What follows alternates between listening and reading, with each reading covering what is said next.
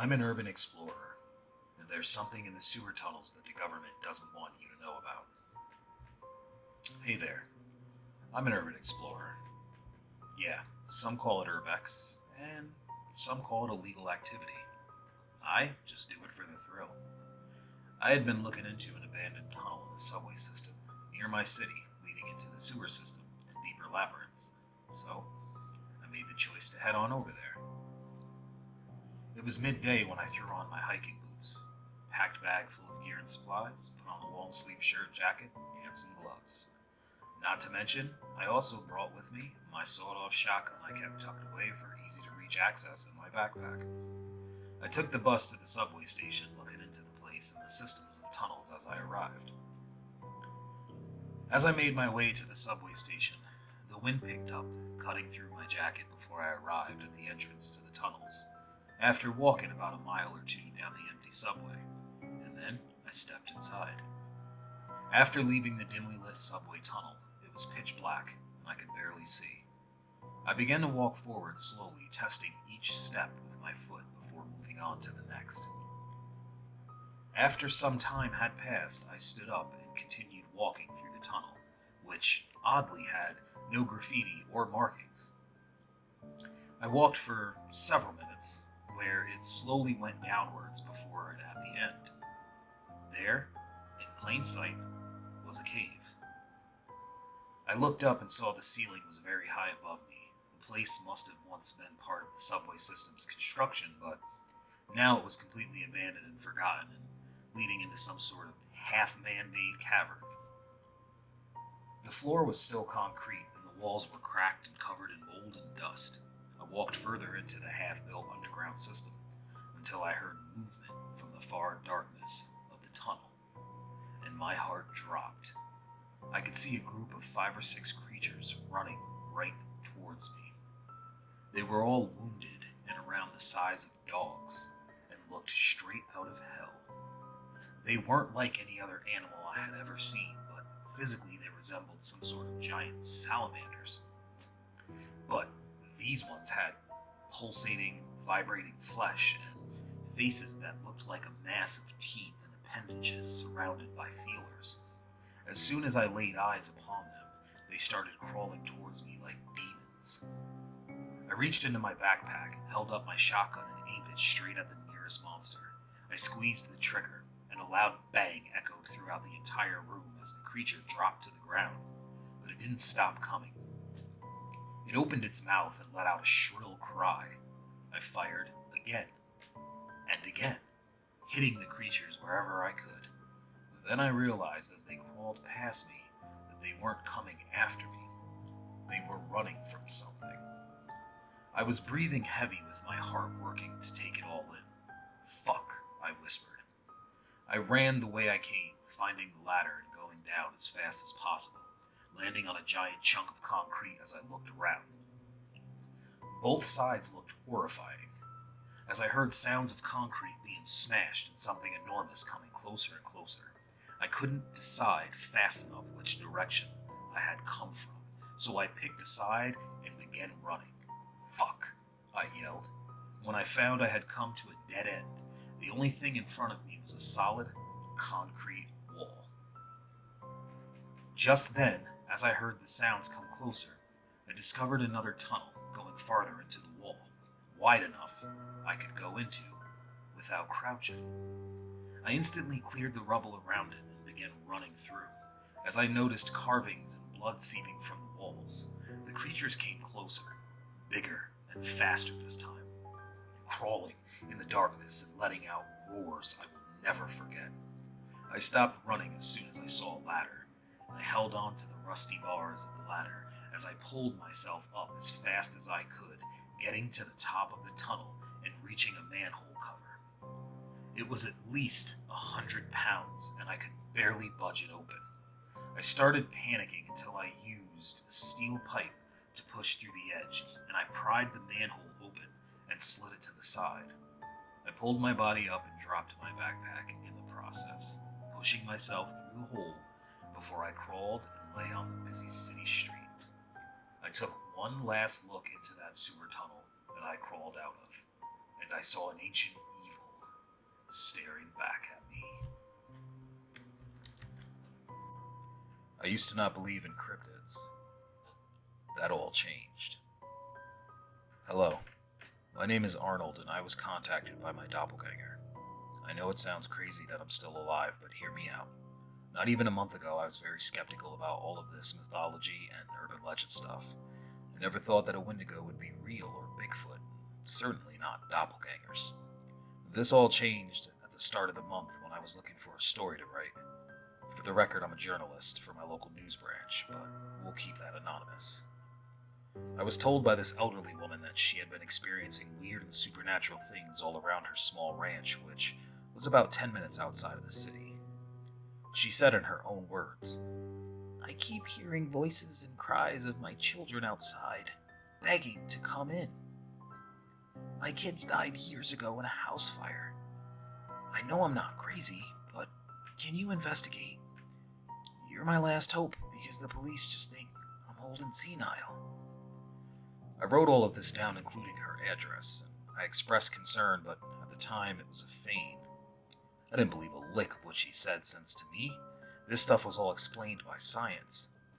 But in case there were some pranksters or whatever, I decided to pack up some supplies I bought years ago. You see, when I was younger, my father and I used to go bow hunting in the woods behind his house. A year ago at night, I was spending the night there as we planned on tracking this giant buck that kept walking near our home. I remember the night he went missing since I had an emergency at work. He and I, well, we were sitting there drinking coffee and remembering the good old days of when I was a teen. How he and I used to hunt every weekend, and how we always brought something back home that we could eat. I can see now the smell of dark roasted Folgers coffee on the pot with slightly stale Walmart donuts. I was flipping through a book that had that old book smell, It was a great night. However, around midnight, my boss and editor called me in on an emergency. Turns out a kid went missing a year ago, and they just found her, and they had their first interview with her. It was going to be with me since I was the most experienced with trauma cases. I packed my stuff and hugged my dad. "Where are you going, son? We got a big prize tomorrow morning. Are you gonna come back by then?" He looked at me slightly worried, but I said, "Of course. We've been tracking it since Mom died. I won't miss this for the world. Just my job called, and I'm gonna be on a huge interview, and they need me, Dad." He looked at me and nodded, and I walked out the door. I could have sworn I saw him cry a little, but that's hindsight looking back. After the interview, I went back home and set an alarm for 4 a.m. This was so I could wake up in time to go to my dad's and start packing up. When I woke up, it was noon and I was extremely late. I rushed to the cabin and I saw a note my dad left on the door. "I wish you were here, but honestly, I'm glad you didn't show up. I love you, son, and I'm going to get this son of a bitch. Stay here and wait. I left coffee." I smiled at the note, and I saw how he still thinks of me as his little boy, despite me being twice his size. Hours went past, and it was getting dark out. I started to panic when I heard gunshots not far from home. I rushed out with my rifle and followed the noise. The thick bush made it harder and harder to see as the rich vegetation was swallowing the light. I finally got to where the sounds were and it stopped. Instead, I heard something cry out, "Help me!" And it wasn't my dad's voice.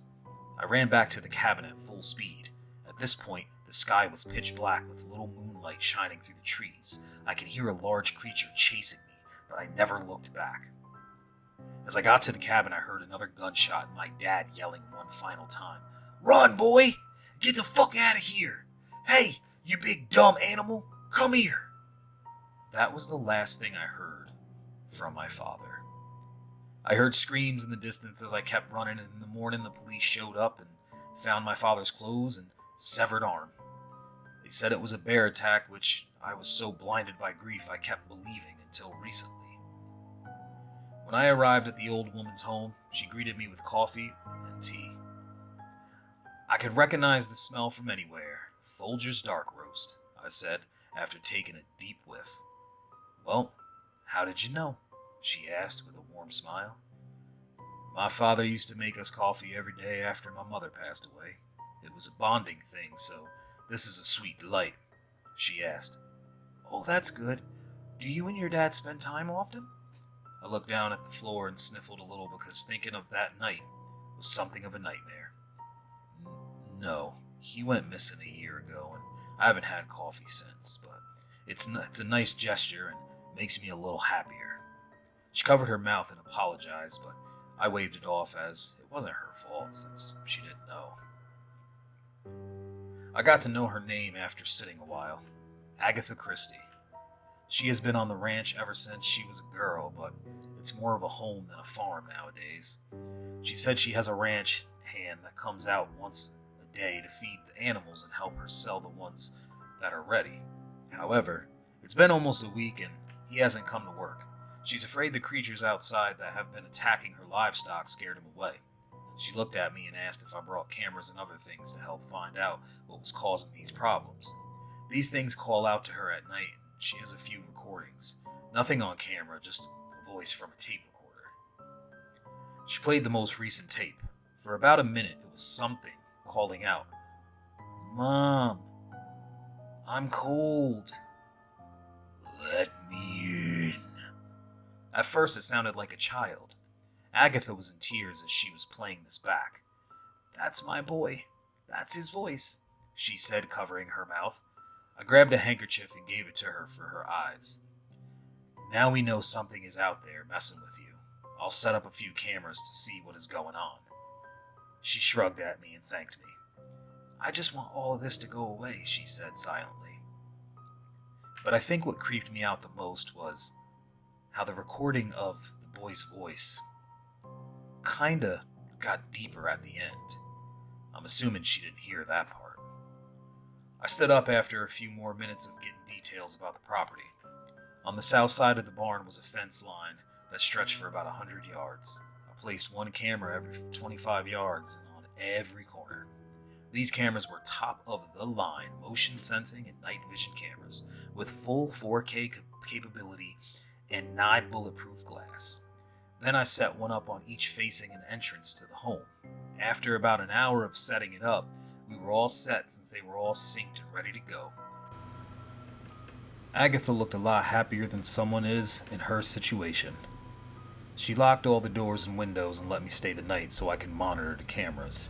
In the middle of nowhere, she didn't have internet, but I brought a portable Wi-Fi box to do some research and keep up with my friends who wanted to play some MTG EDH tonight. After my first game playing my mono green Eldrazi deck, don't hate me, I got a notification on the camera. One was going crazy saying something is moving. I pulled the camera up and watched the feed. It was a deer. Thank God it's just a dumb deer. I laughed it off, but then something strange started happening. It stared right into the camera and slowly walked toward it. This was odd, but deer sometimes sniff and check out random shit, so I assumed that that's what it was doing. As it got closer, I started to notice something was off. It looked like a deer, but had human eyes and blinked irregularly. Every step that it took was wobbly and its legs were backward. Now I know some diseases infect deer to make them look emaciated and do weird shit like run in circles, but this deer just looked in the camera lens as if it were looking at me. It stared at the camera, and when I saw its full face, it had razor-sharp teeth. "What the fuck?" I said quietly. It somehow heard me and snapped its head to the house I was in and smiled, showing rows of sharp teeth. Some were gnarled and twisted. "What the fuck is that?" I said in a hushed tone. It then lowered itself and twisted its neck toward the camera to show some psychotic smile as it crouched into a stance that was spider-like and began darting toward the home. I quickly got up and grabbed the pistol that I brought just in case Agatha was lying about the situation. Speaking of which, she rushed into my room crying that, "It's gonna eat me! Please stop it!" I hid her behind me and closed the door slowly, walking to the front door, where this thing was pounding its head into it. Each hit got harder and harder, louder and louder. The thumping left a thick paste on the windows that was black and smelled of rot.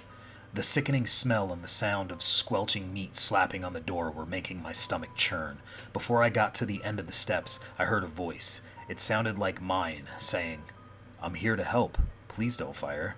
You will only attract it more." I looked toward the kitchen where the sound was coming from. And what I saw was me, but nude without any discernible male features.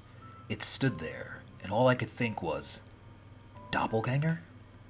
My instincts were flaring up with every ounce of me telling myself to run and drop a whole magazine into its chest.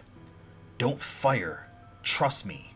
I don't want you or Agatha to get hurt. Your father sent me over a year ago to protect you from this knot, dear. This thing killed your father and mother, and now is gunning for you. I was so confused at the time, but I also scared shitless. What the fuck did you say? My father died last. Before I can finish, it cut me off. He did die last year, and before he did, I fought the knot deer off of him. This thing attacked your father, not me, and not a bear. Our doppelgangers don't look like the ones we're trying to kill or replace, but the ones we are trying to protect. I felt unease, not from the copycat, but from the not deer, calling my name as if it was my father. "Let me in, son. I miss you," it said in my father's tone and affection, but a little off, and it was noticeable enough. Okay, I won't shoot, but how the fuck do we kill that thing? I pointed the gun at the door that was slowly losing its stability. I will handle it. Go upstairs, don't come back down until sunrise. Once it's quiet and the sun is out, go to the edge of the property by the forest. We will speak there. I trusted it. It was life or death, and this was the best thing I can do. I ran upstairs, locked the door, and me and Agatha stayed in the room. We heard the door burst downstairs and heard the two things fighting downstairs. Yelling and growling were being drowned out by the sound of bones crunching and flesh being ripped and muscle being snapped like rubber bands. It was 8 a.m. when the sound stopped and I heard the door close. After about 30 minutes, Agatha fell asleep, and I gathered the courage to open the door and walk downstairs. The walls and floor were covered in blackish green blood and viscera. The smell made me vomit, but the head of the not deer lay on the floor, rotting away at an alarming pace. I kept my word, and I walked to the edge of the forest. There I saw my doppelganger slowly appear out of the forest and prop itself up against a log. It had a few bruises and cuts, but was mostly fine. I told you I'll protect you. I promised your dad. I didn't know what to say other than, what are you? Why do people say you kill the people you look like? It looked at me and laughed a little before audibly readjusting its arm back into its socket. There's a lot you don't know. Your dad was a killer of cryptids, and I was his guardian before he died. We protect, but when the person dies, we move on to the next of kin. Doppelgangers serve as a distraction to the potential dangers of the world, and you are from a long line of cryptid killers. I took a step back as my memories started to flood me. I repressed so much, but I remember the things my dad and I hunted were all cryptids. Wendigos, not deer, werewolf, skunk ape, and even a lesser-known ones like a grafted monster. I was so in shock my ears started to ring, and the doppelganger rushed by me to keep me from falling over.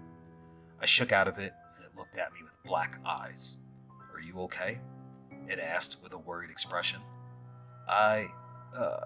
Yeah, I'm okay." I pinched the space between my eyebrows as a headache was climbing.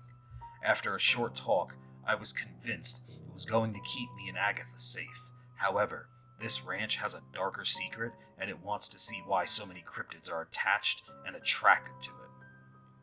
That's where I'm at now, researching this little home ranch. I will find something. I must find something. But until I do, stay tuned, and good luck out there. Oh, and if you see your doppelganger, do not be afraid of it. It could save your life. Hey guys, thanks for taking the time to check out my video. If you like this and my other content, don't be afraid to subscribe. It's free. Also, hit the bell and like my video. You can also make a request on stories that you want to hear, but I also take story submissions at my email I'll leave in the description. Be safe and remember, keep a light on.